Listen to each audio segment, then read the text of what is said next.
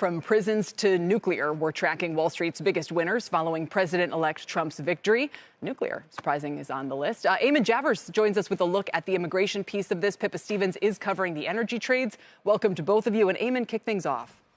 Hey there, Kelly. Well, one of the biggest winners on Wall Street from the Trump victory is a Boca Raton-based private prison company that investors think is poised to benefit from massive federal arrests and detentions of immigrants and the need to transport and house millions of people.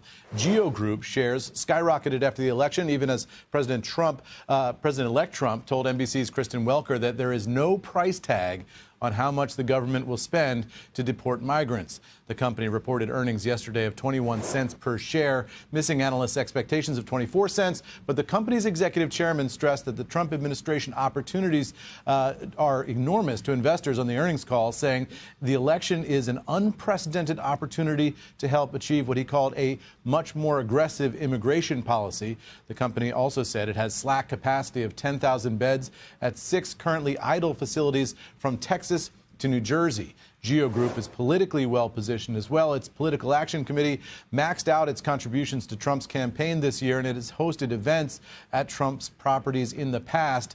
The company already has contracts worth hundreds of millions of dollars with the Department of Justice and the Department of Homeland Security.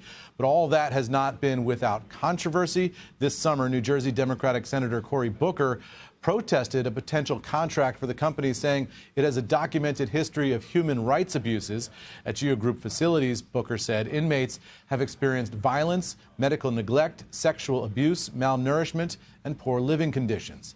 A spokesman for Geo Group did not respond to our request for comment. Back over to you, Kelly. Eamon, this has echoes.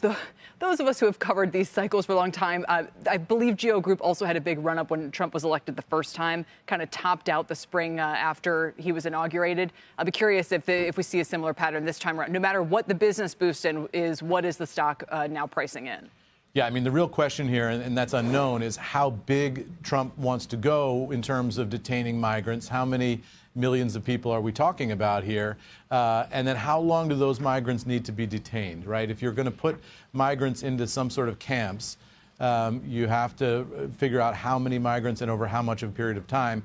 And one of the big unknowns here is whether countries in Central and South America will accept migrants back from the United States and how much of a fight that will be diplomatically. That could mean people living in these detention facilities or detention camps for some length of time. And for a company like Geo Group, that potentially means an enormous amount of profit. But all of that is still TBD. For now, investors are just betting on the idea that Trump is going to do this to some degree and Geo Group is going to benefit to some degree. Eamon, thank you very much. Eamon Javers.